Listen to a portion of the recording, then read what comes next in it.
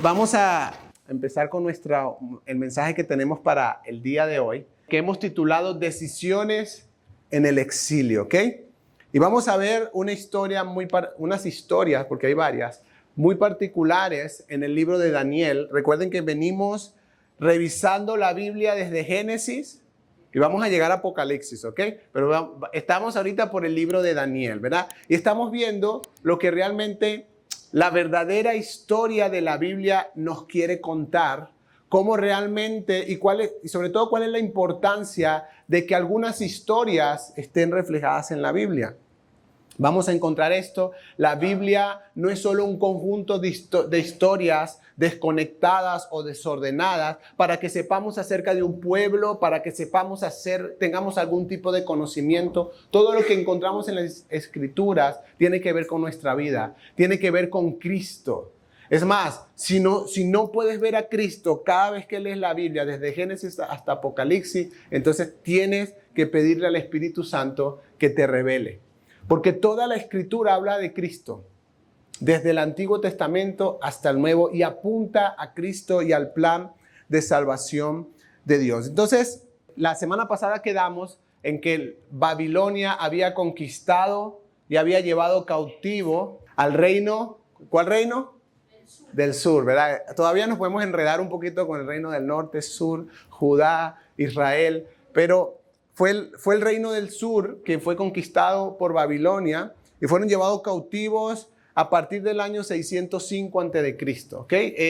Es parte de la historia de Israel, pero quiero que sepas, es parte también, y vamos a encontrar también mucha enseñanza para nosotros en este tiempo. Ahora, ¿de qué manera lo hicieron? Y por eso aparece el libro de Daniel en nuestras Biblias, ¿verdad? Porque Nabucodonosor, los que van a tener hijos pronto, ese es un nombre que no les recomiendo. Creyeron que iba a decir lo contrario, ¿verdad? Nabucodonosor, cuando quisieron llevar cautivos al pueblo, pidieron exactamente a los más brillantes jóvenes que encontraran. Es decir, ellos iban a llevar cautivos a un grupo, a otros los asesinaron, a otros los destruyeron junto con la ciudad.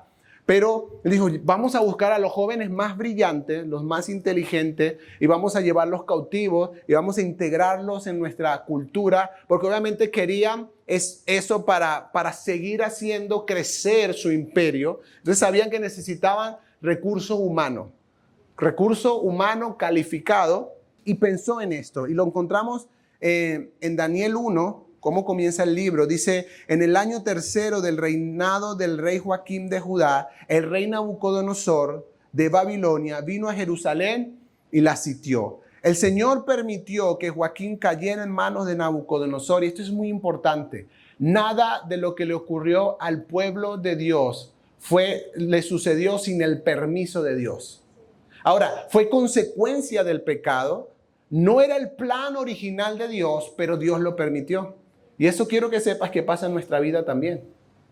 Hay cosas que nos suceden que no son voluntad de Dios, pero ocurren por consecuencia de actos nuestros, pero Dios las permite. No sé si me expliqué. Nada ocurre en nuestra vida que Dios no permita. Aunque sean consecuencias de nuestras malas decisiones, hay cosas que Dios permite y hay cosas que a lo mejor nunca nos enteraremos hasta que estemos delante de la presencia de Dios, que Dios ha impedido que sucedan en nuestra vida porque no van de acuerdo a su propósito y a lo que Él está haciendo en cada uno de nosotros. Entonces, el Señor permitió que Joaquín cayera en manos de Nabucodonosor. Junto con él cayeron en sus manos algunos de los utensilios del templo de Dios, los cuales Nabucodonosor se llevó a Sinar y puso en el tesoro del templo a sus dioses. Además, el rey ordenó a Aspenaz, jefe de los oficiales de su corte, que llevaran a su presencia algunos de los israelitas. Miren de dónde deberían ser, pertenecientes a la familia real y a la nobleza. Estatus alto, ¿verdad? Debían ser jóvenes, estatus alto, pero además tenían que ser jóvenes, ¿verdad? Tenían que ser fuertes. Dice, apuestos. Ahí algunos de nosotros ya no calificamos, pero ni modo, así somos.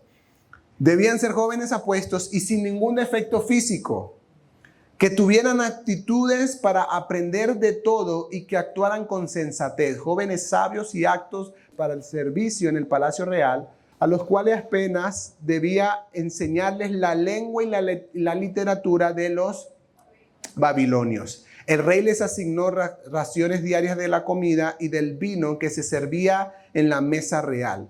Su preparación habría de durar 3 años, después de lo cual entrarían al servicio del rey. Entre estos jóvenes se encontraban Daniel, de que vamos a estar hablando hoy, Ananías, Misael y Azarías, que eran de Judá, a los cuales el oficial en jefe les cambió el nombre. A Daniel lo llamó Belsasar, a Ananías, Sadrach, a Misael, Mesac y a Azarías, Abednego. Y era parte de lo que en el proceso de conquistar reinos hacían. Cuando tomaban a un grupo de personas y los llevaban cautivos, les querían cambiar la manera en que hablaban. Es decir, tenían que aprender el idioma en que ellos hablaban y ya no hablar más el idioma nativo de ellos. Pero además también tenían esta costumbre de cambiarles el nombre, eran nombres que tenían que ver con sus dioses, eran nombres que tenían que ver con los dioses que ellos adoraban. Entonces, ellos hicieron todo esto. Entonces, el libro de Daniel al principio se enfoca en la historia de estos 4 jóvenes. No sabemos, habían más, porque dice, entre estos jóvenes estaba Daniel. Y no fue que solo ellos 4 fueron escogidos, sino que la Biblia, porque es de interés para nosotros y para nuestra vida, quiso resaltar lo que le sucedió específicamente a estos 4. De nuevo, la Biblia no es solamente un montón de historias para conocer, sino que tiene que ver, hay principios que tienen que ver con nuestra vida y sobre todo con nuestra vida en Cristo, con nuestra vida cristiana. Entonces, estos 4 jóvenes se estima que eran adolescentes en el momento en el que comenzaron este proceso. Fueron llevados cautivos y eran extranjeros en un lugar totalmente extraño, no conocido para ellos. Y la idea era sacarlos de su cultura e introducirlos en la cultura de Babilonia. Y que ellos dejaran de adorar a su Dios y que en esos 3 años ellos terminaran adorando a los dioses de Babilonia. Por eso el proceso duraba 3 años, para aprender la cultura, para aprender el idioma y sobre todo para aprender sus costumbres específicamente. Ahora, la Biblia también habla acerca de nosotros en este tiempo como extranjeros, como personas que están en un lugar extraño y que nos invita constantemente, un sistema que nos invita constantemente a rebelarnos en contra de Dios. Y los extraños son aquellos que se mantienen fieles a pesar de la presión del mundo. Jesús lo dijo así, Juan 17, 14 al 19, dice, Jesús orando por sus discípulos, dice, yo les he entregado tu palabra y el mundo los ha odiado porque no son del mundo. ¿De quién está hablando Jesús? De sus discípulos. Y le está diciendo al Padre, Padre, yo les he dado tu palabra y el mundo los odia. ¿Sabes por qué? Porque no son del mundo. Pero ¿cómo que no son del mundo? Si nacieron aquí, no eran extraterrestres, no vinieron de otro lugar. Dice, como tampoco, y dice Jesús, yo soy del mundo. No te pido que los quites del mundo, sino que los protejas del maligno. Ellos, sigue diciendo Jesús, no son del mundo como tampoco lo soy yo. Santifícalos en la verdad. Tu palabra es verdad. Como tú me enviaste al mundo, yo también los envío al mundo. Y por ellos me santifico a mí mismo para que también ellos sean santificados en la verdad. Los creyentes, familia, somos extranjeros en este mundo. Porque vivimos en un mundo, en un sistema que la Biblia luego va a mencionar al final en el libro de Apocalipsis como el sistema de Babilonia. Aunque Babilonia fue un imperio específico que que tuvo un tiempo de reinado y que luego se acabó. La Biblia dice, lo que Babilonia hacía es lo que el mundo quiere hacer con nosotros. Quiere convencernos de algunas cosas que van en contra de la palabra de Dios. Quieren convencernos de que quizás el Dios de la Biblia no sea tan fuerte, no sea tan hábil y no sea tan poderoso como nosotros creemos, y que hay otras opciones en el mundo que nos invitan a participar. De nuevo, nuestro verdadero hogar, familia, desde que creíste en Cristo, ya no es Venezuela. Ya no es Colombia si eres colombiano. Ya no es ninguna nación. Nuestro verdadero hogar es la Nueva Jerusalén. Es ese... Jesús está preparando un lugar para nosotros. Si morimos antes que Él venga, vamos a ir a ese lugar. Pero cuando Él regrese, va a regresar con nosotros. Los muertos en Cristo resucitarán primero y los que estemos seremos arrebatados y vamos a vivir con Él en la Nueva Jerusalén. Ahora pertenecemos al reino de los cielos. Esto es lo que la Biblia dice. Pedro lo dice así, 1 de Pedro 2:11, dice, queridos hermanos, les ruego como a extranjeros y peregrinos, ¿de dónde? No te está diciendo a ti que eres colombiano y estás en Venezuela, dice a tú que eres peregrino y extranjero. No, todos los creyentes somos peregrinos y extranjeros en el mundo. Así que yo creo que esta historia tiene que ver con nosotros. Lo que hicieron ellos en el exilio y las decisiones que tomaron nos hablan mucho de las decisiones que deberíamos estar tomando también nosotros en este día. Y sigue diciendo Pedro, como extranjeros y peregrinos de este mundo, que se aparten de los deseos pecaminosos que combaten contra el alma. Hay un sistema que quiere corrompernos a todos. Hay un sistema que quiere llevarnos a rebelarnos contra Dios, incluso quizás de manera disimulada o disfrazada, ¿verdad? Pero hay muchas cosas y vamos a ver en esas historias que debemos vivir una vida que honre a Dios. Y para eso tenemos que tomar decisiones en medio de un sistema que nos presiona a hacer y a adoptar algo que no viene de Dios. Y ya vamos a ir hablando de algunas de esas cosas, pero quiero que tengas esta idea para lo que vamos a compartir. Tú y yo estamos en el mundo, pero no pertenecemos a Él. Desde que Cristo vino a tu corazón, no perteneces a este mundo. Tu nacionalidad cambió. Y no tienes pasaporte físico, pero tienes uno espiritual. Tu nacionalidad cambió. Perteneces al reino de Dios. Y eres ciudadano del cielo y de la Nueva Jerusalén. Tú tienes ya tu tarjeta de identidad. Ya por medio de lo que Cristo hizo. Entonces, aquí es cuando tenemos que empezar a pesar también algunas cosas a nivel cultural, ¿sí? Porque algunos somos muy nacionalistas y queremos defender nuestro país a todas. Y está bien, eso no tiene nada de malo, pero tenemos que ser conscientes, ya va. Venezuela, Colombia, Ecuador, Perú, Estados Unidos, Japón, China, el mundo pasará, pero su palabra no pasa. Todo lo que hay dejará de ser. Y no habrá Venezuela, Colombia, no habrá nada. Cuando venga el reino de Dios, será lo único que hay. El reino de Dios en toda la tierra. Y esa es parte de lo que tenemos que tener en nuestra mente. Entonces vamos a ver en el libro de Daniel 3 historias. Historias que de nuevo nos hablan de decisiones que algunos tomaron o cosas específicas que Dios quiere que tomemos en cuenta, porque Dios quiso que la Biblia apareciera en la historia de estos jóvenes. En la primera historia vemos a Daniel y sus 3 amigos que se rehusaron a comer la dieta de Babilonia. Dice, les leía al principio que el rey asignó raciones de la comida real y del vino real. Ahora, ¿qué pasaba? Esta comida era consagrada a dioses paganos. Era consagrada incluso comían cosas que los judíos tenían prohibido por la ley comer. Es decir, ellos no tenían ninguna prohibición, comían de todo, pero los judíos tenían unas prohibiciones en la ley de parte de Dios de que debían comer y no comer. Entonces, miren lo que dice el versículo 8 del capítulo 1. Dice, pero Daniel decidió ¿Qué dice la Biblia? Decidió.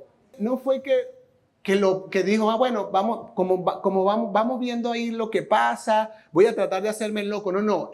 Tuvo que, en un momento en el que incluso estaba en peligro su vida, decidió no contaminarse. Era una decisión difícil porque estaba inmerso en la contaminación, porque estaba profundamente involucrado y además no tenía casi que ni voz ni voto, porque era un cautivo. Pero aún así, él en su corazón decidió no contaminarse con la comida y el vino del rey. Así que pidió permiso al oficial en jefe para no contaminarse. ¿Qué va a pasar? Puede leer luego la historia, todo el capítulo 1. El oficial se pone nervioso y le dice, no, si yo te cambio la dieta y terminas siendo en apariencia más demacrado que los demás, a mí me quitan la cabeza, porque yo tengo asignado cuidarlos. Y Daniel le dice, mira, hagamos una prueba por 10 días. Danos solo verduras y agua. Y resultó que después de esa prueba de 10 días, el semblante de Daniel y sus amigos era más robusto que el de los otros que comían de las raciones de rey. Ahí vemos la bendición de Dios. Ahora, yo creo que sigue siendo una decisión importante en la cultura en la que vivimos. Decidir no contaminarnos.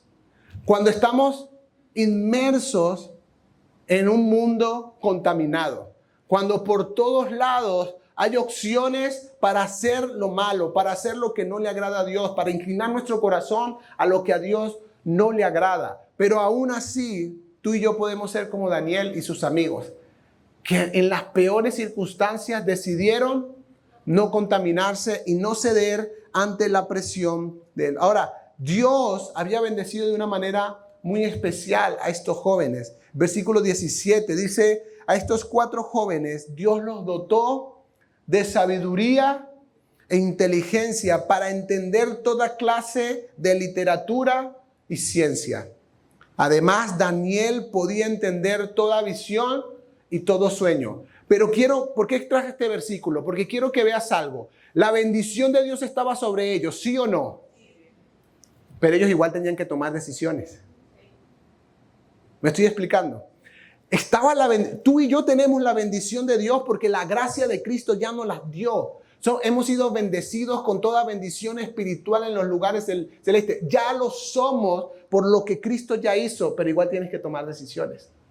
La decisión de contaminarte o no contaminarte es tuya y es mía. Entonces me parece muy interesante que Dios los había dotado de sabiduría, Dios los había dotado de inteligencia. Ya lo vamos a leer. Era el rey, cuando hizo la prueba final a los 3 años, los encontró 10 veces más inteligentes que el resto. Tenían la bendición de Dios, pero tenían que tomar decisiones. La bendición de Dios no es suficiente, quiero decir esto con cuidado, si tú no decides no contaminarte. Si tú no tomas la decisión de no contaminarte, de cada día ir más profundo en Dios. Ya tienes la bendición de Dios. No es que Dios no te va a bendición, no, ya te bendijo. Pero no vas a avanzar, no vas a prosperar, no vas a alcanzar el propósito de Dios como ellos en su propósito hasta que tomes la decisión cada día de no contaminarte. Y no estoy hablando de perfección, pero hay decisiones que tenemos que tomar. El mundo nos vende la idea de que si hacemos ciertas cosas, de que si adoptamos ciertas cosas, vamos a prosperar. Y si no lo hacemos, entonces estamos condenados a no ser bendecidos, a no ser prósperos. Y tenemos esta frase en nuestra mente, bueno, ustedes no, yo. Bueno, es que todo el mundo lo hace, ¿verdad? Y como todo el mundo lo hace, pero es que ¿qué hacemos, pastor, si todo el mundo lo hace? Es mi decisión y es tu decisión no contaminarte. Mira lo que dice el versículo 20 y cómo el rey los encontró. Dice, el rey los interrogó en todos los temas que requerían de sabiduría y discernimiento y los halló 10 veces más inteligentes que todos los magos y hechiceros de su reino. Estaba la bendición de Dios, pero ellos tenían que tomar la decisión de no contaminarse. Ahora, ellos específicamente decidieron no contaminarse en lo que iban a comer, porque tenían leyes específicas. La Biblia habla mucho acerca de lo que comemos, porque nuestros cuerpos son templos del Espíritu Santo y estamos llamados a cuidarlo. Pero la dieta que el mundo nos ofrece no solo es alimento. El mundo nos ofrece algunas otras cosas dentro de la dieta para que seas feliz, para que estés bien. Necesitas más dinero a toda costa sin importar lo que hagas. Necesitas emborracharte, necesitas la droga, necesitas la pornografía. Todo lo que te produzca dopamina está bien. Y es una dieta que al final nos hace daño. Y cada uno de nosotros tenemos que decidir no contaminarnos con el vino o no embriagarnos con el vino que el mundo nos ofrece. De no embriagarnos de placeres, de no embriagarnos de todas las cosas y entender que en Dios podemos encontrar las cosas que nuestra alma necesita. Quizás hay algunas cosas que debemos rechazar en nuestra cultura. Voy a mencionar 2 o 3. Por ejemplo, hacer trampa con la declaración de impuestos. No declarar lo que realmente es para no pagar. Todo el mundo lo hace, sí. Pero les voy a decir una frase que me decía mi mamá: tú no eres todo el mundo. Mi mamá le encantaba esa frase. Mamá, pero es que todo el mundo va a ir a la fiesta. Tú no eres todo el mundo. Tú y yo tenemos la decisión. No, pero es que pastor, el gobierno, que no sé qué hacen con esa plata. Eso no es asunto tuyo. Tu asunto delante de Dios es que tú declares lo que tienes que declarar y hagas las cosas a nivel legal que tienes que hacer. Ya Dios entenderá con lo que pasa con eso, porque Dios a todos nos pedirá cuentas de los niveles de autoridad y de responsabilidad que nos ha dado. A todos nos pedirá cuenta. Tú no te preocupes por las cuentas que otros tienen que rendir. Preocúpate por la tuya. Preocúpate por lo que tú tienes que hacer. Sobornar para que las cosas sucedan. Iglesia, tengamos cuidado. Porque eso es decidir contaminarnos con un sistema. Pero es que si no pago, no pasa. No pasará. No será voluntad de Dios. O quizás te lleves una sorpresa y sí pase. Y veas que aunque se demore un poquito más, es posible. Y no formas parte de un sistema de corrupción. Entonces, son decisiones que podemos tomar a diario. No te estoy hablando de no contaminarte, de no drogarte. Creo que todos vamos a eso y decimos, pues sí, yo está bien, yo no me emborracho, yo no consumo sustancias. Ok, está bien, pero hay otras cosas con las que sí nos podemos contaminar sin darnos cuenta. Te la voy a llevar un poquito más cerca de tu casa. El chisme, la crítica, la queja. Estamos en un mundo que constantemente está haciendo eso. Solo basta con que hagas silencio un ratico en donde trabajas o donde estudias y escuches a los demás hablando. Y vas a darte cuenta que todo el mundo está chismeando, quejándose o criticando. Es parte del sistema del mundo. Y tú y yo podemos decidir no contaminarnos. Y decir, todo el mundo se queja, pues yo no me voy a quejar. Yo le voy a dar gracias a Dios, aunque las cosas no estén saliendo como... Todo el mundo critica todo, yo no voy a criticar. Todo el mundo chismea y habla de la gente, yo no lo voy a hacer. Yo puedo decidir. Y tenemos que quitarnos de la mente de que, bueno, es como todo el mundo lo hace, es normal. No, no es normal. Tú y yo tenemos que tomar la responsabilidad de la decisión que debemos tomar delante de Dios. Historia número 2. Daniel y sus 3 amigos se rehusaron a adorar el ídolo de Nabucodonosor. La historia de los amigos de Daniel y de Daniel comienza igual. Los oficiales tuvieron celos de los amigos de Daniel, porque obviamente ellos les iba bien y eran más inteligentes, y el rey les daba más responsabilidad y los ponía en cargos más importantes, y los otros oficiales, que quizás muchos de ellos eran, ¿sabes?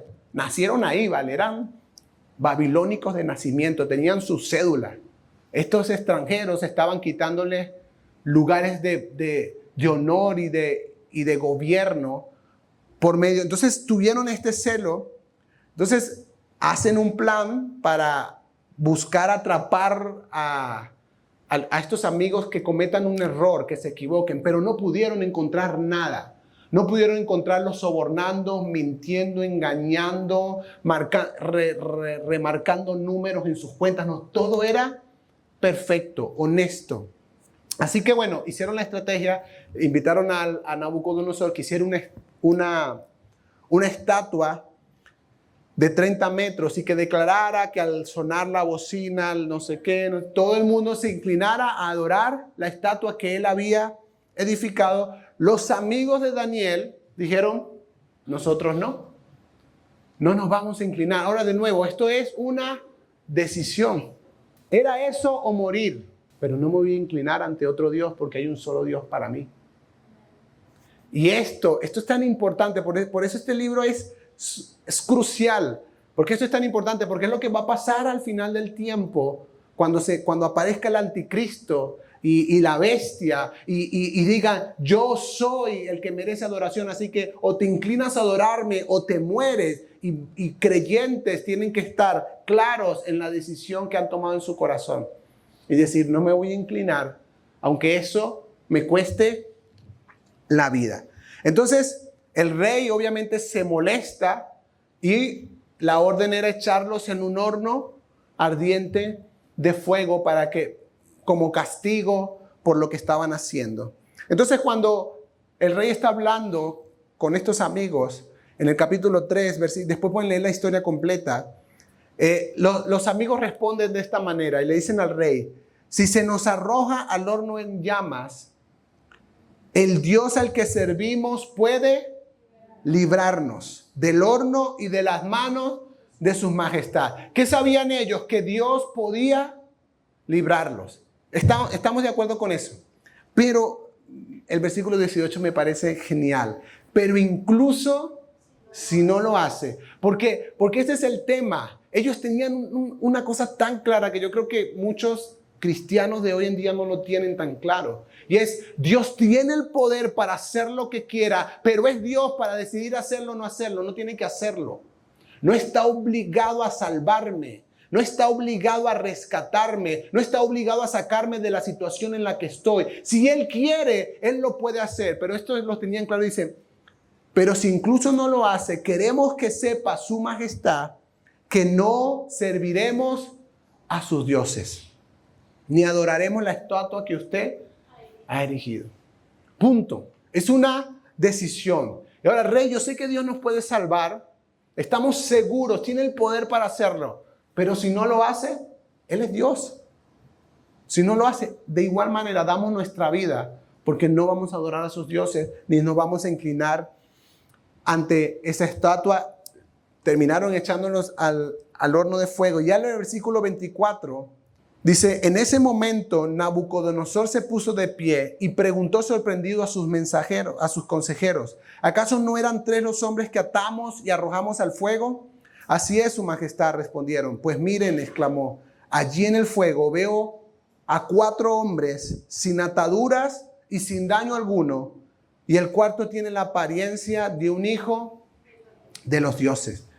Se encontraron con que habían metido 3 amarrados y el fuego, en vez de hacerles daño, rompió las cuerdas que los ataban.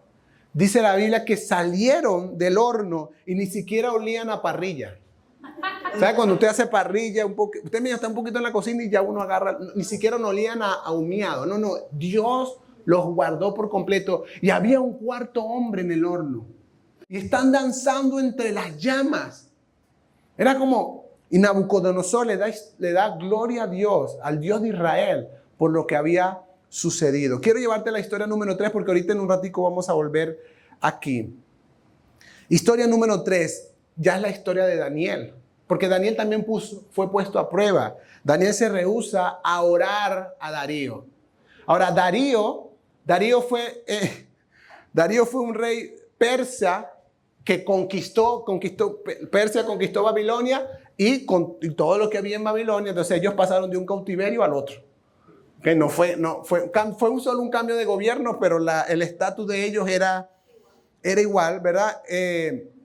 Este rey de Persia conquistó a los babilónicos. Y bueno, Y de nuevo, los administradores ahora de Darío, ¿cómo se llama este rey? Darío, se pusieron celosos de Daniel. Dijeron, vamos a buscar la manera de ponerle una trampa. Entonces se les ocurrió la idea de, rey, tú eres el rey, el soberano, Darío, levantando el ego de Darío y le dicen, ¿por qué no pones un edicto de que durante 30 días ninguna persona en tu reino puede orar a ningún dios, solo oren a ti? Y a Darío le gustó la idea. Dijo, oye, sí. Que en 30 días nadie ore a ningún dios, sino me oren a mí. Porque ellos tenían el ego bajito. Y firmaron el edicto. Pero Daniel, como era su costumbre, oraba 3 veces al día a Dios. Era parte de su cultura, era parte de sus costumbres. Y quiero que sepas, era parte de sus decisiones. Porque oramos, no porque sentimos de repente que nos posee el espíritu, voy a orar. No, oramos porque tomamos la decisión de orar. Leemos la Biblia, no porque de repente, y abro la Biblia y Dios me habla. No, leemos la Biblia porque yo decido leerla. Son decisiones. Entonces, él, a pesar del edicto, no iba a dejar de hacer lo que había decidido. No iba a dejar de hacer lo que era su costumbre, que era orar a su Dios. Entonces, y abría sus ventanas hacia Jerusalén. Recuerden que era el lugar donde estaba el templo y veía hacia allá para orar a su Dios. Y bueno, lo consiguen orando. Ya ellos sabían, porque ellos sabían que la única manera de agarrar a Daniel era atacando su costumbre en cuanto a su Dios, porque ellos sabían, este pana no va a dejar de orar, así que pongámosle en la trampa. Entonces, cuando están hablando con Darío, estos hombres, dicen, capítulo 6, versículo 13, dice, ellos respondieron, pues Daniel, que es uno de los exiliados de Judá, no toma en cuenta su majestad ni el decreto que ha promulgado. Continúa orando 3 veces al día. Cuando el rey escuchó esto, se deprimió mucho y se propuso salvar a Daniel. Así que durante todo el día buscó la forma de salvarlo, porque ya había firmado incluso lo que tenía que suceder con estas personas. Pero aquellos hombres fueron a ver al rey y lo presionaron.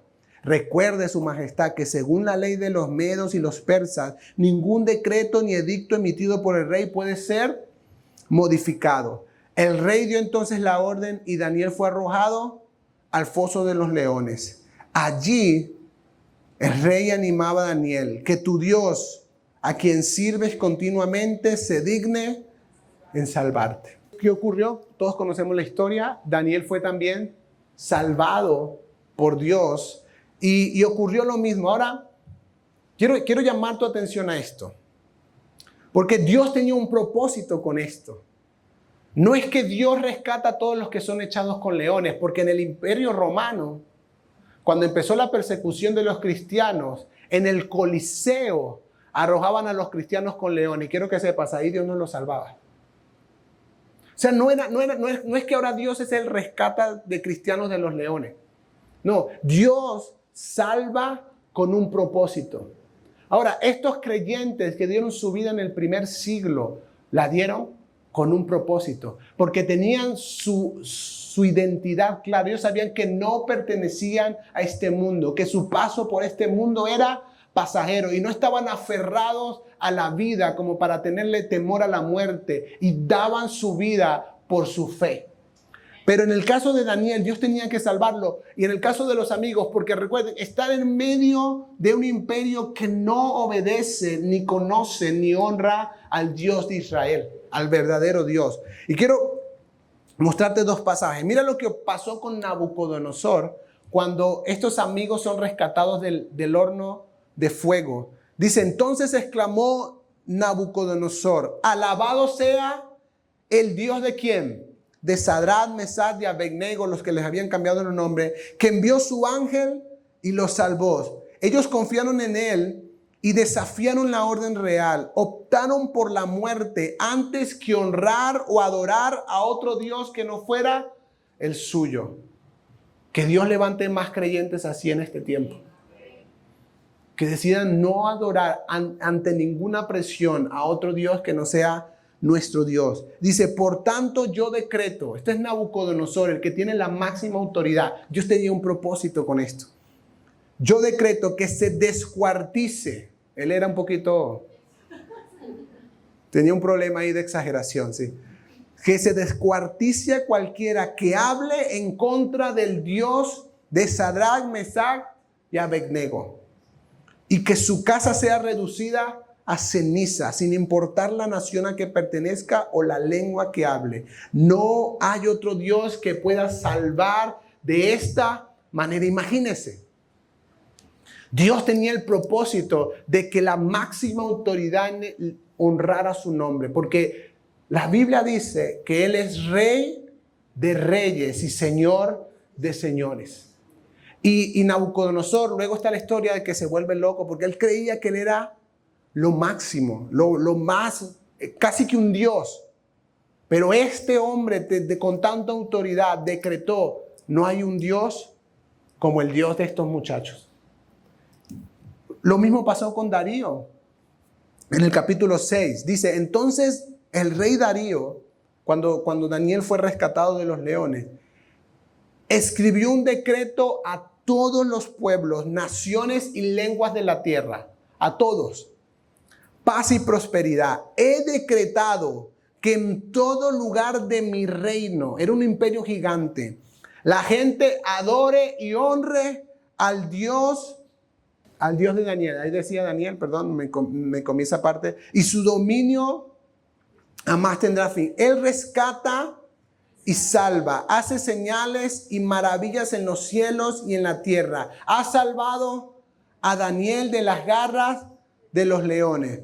Y fue así como Daniel prosperó durante los reinados de Darío y luego de Ciro el persa, porque había un decreto que Dios determinó que sucediera por medio del rescate de Daniel. Entonces, es muy importante esto, porque a veces estamos tan enfocados en nuestras circunstancias y en lo que Dios no hace, que nos olvidamos del propósito de Dios en medio de la circunstancia y lo que va a suceder después. Miren, estos amigos de Daniel vieron algo que muy pocos hombres del Antiguo Testamento vieron: a Jesús. A Jesús con ellos, porque Jesús no había aparecido. Esto es lo que llaman en la teología una teofanía o cristofanía, que era como la aparición de Cristo antes de su encarnación, antes de venir como hombre. Hay varios pasajes del Antiguo Testamento donde Él aparece, ¿sí?, con un propósito. Y dice la Biblia, estos hombres pudieron ver a Jesús con ellos en las llamas, con ellos en la situación más difícil, salvándolos. Era imposible que lo vieran desde afuera. Tenían que entrar al horno, tenían que enfrentarse a la pena de muerte, tenían que enfrentarse a la situación difícil para ver a Dios y la gloria de Dios en sus vidas obrando. Lo mismo Daniel. Daniel era un hombre que confiaba en Dios, pero cuando sale del foso de los leones, y Darío le dice, tu Dios te ha salvado. Él dice, mi Dios envió su ángel y cerró la boca de los leones para que no me hicieran daño. Era algo que los de afuera no pudieron ver. Solo el que estaba en el foso podía ver la gloria de Dios, podía ver la obra de Dios y podía ver el respaldo de Dios en su vida. Y después Daniel va a recibir la revelación de la segunda venida de Jesús.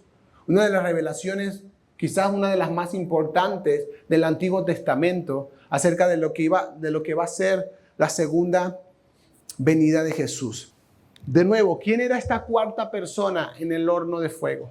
Ahora, ellos tenían estos momentos, diga conmigo momentos, sí, específicos.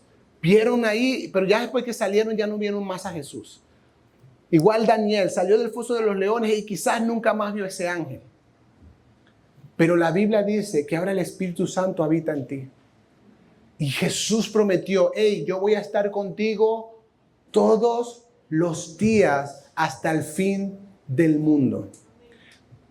En las llamas, en el fuego, en el agua, en la oscuridad, en la gloria, en la riqueza, en la pobreza, Dios ha prometido estar con nosotros todos los días. Pero hay algunas circunstancias en las que tenemos que tomar decisiones. Todos, nuestro cerebro está programado para evitar el dolor. Y todo lo que nos vaya a producir dolor, tristeza o muerte, nuestro cerebro dice, huye de eso. Pero hay decisiones en la vida cristiana que son de muerte. De hecho, tenemos que morir cada día a nosotros para que la vida de Cristo sea más evidente en nosotros. Pero de nuevo, a nuestro cerebro no le gusta esa palabra. Nuestro cerebro dice, no, nada de muerte, nada de morir. Todo lo que sea morir, vamos a evitarlo. Sí, es un cerebro que busca la supervivencia y no le gusta esto. Va a hacer todo lo posible para que no mueras. Y eso nos puede llevar a tomar decisiones equivocadas en nuestra vida, sobre todo cuando enfrentamos la decisión de honrar o no al Señor. Cuando nos dejamos llevar por la presión social, por la presión familiar, por la presión de los amigos, a participar de cosas que no honran a Dios. Levantarnos y decir, familia, los quiero mucho, pero no cuenten conmigo para eso. Pero es que si todos los años le hacemos el canto a San Benito, yo sé, pero yo ya no voy a participar de eso. Pero es una tradición familiar. Yo sé, perdón, pero ya no. Y quizás dejan de hablarte. Pero es que por alguna razón creímos al principio que el cristianismo era decisiones fáciles. Ay, amo al Señor, voy a la iglesia. No, eso es lo fácil. Venir a la iglesia es lo fácil.